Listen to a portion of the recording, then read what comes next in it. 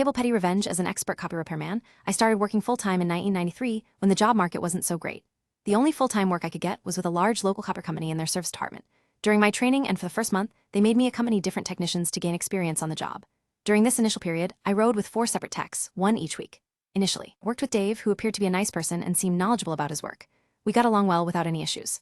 The following week, I was paired with Rich, who was really cool and down-to-earth. He asked if I had worked with Dave the previous week, and I responded affirmatively. He then warned me that when I am out in the field on my own, I would see what he is truly like. The next 2 technicians I rode with over the subsequent 2 weeks expressed similar sentiments about Dave. Usually, I give people the benefit of the doubt. However, receiving warnings from 3 different individuals all about the same person triggered my intuition. This was a time before cell phones were widespread, and text pagers were the norm.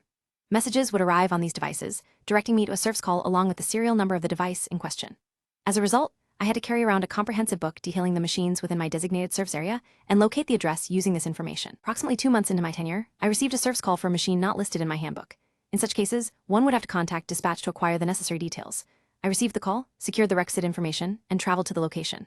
The 90-minute drive, one way, made this particular service call quite time-consuming. With 3 hours of driving there and back, I found myself facing a lengthy day due to the single call. The cycle would repeat approximately twice a week or so. Our compensation was directly tied to the number of calls we completed without any subsequent callbacks. After a month of these long-distance calls, we had our next monthly service meeting, where I voiced my dissatisfaction with being dispatched to distant locations outside my designated area. It transpired that these machines were part of Super Dave's territory. It became clear why the other technicians had warned me about him, did not wish to undertake certain tasks, and was aware of how to manipulate the system. As a technician, one could contact dispatch to reassign a call to another technician or vice versa. At this point, it was apparent why I had received these warnings from others. Furthermore, I now understood how to effectively address his tactics. When our next monthly service meeting approached, I decided to exact petty revenge on Super Dave.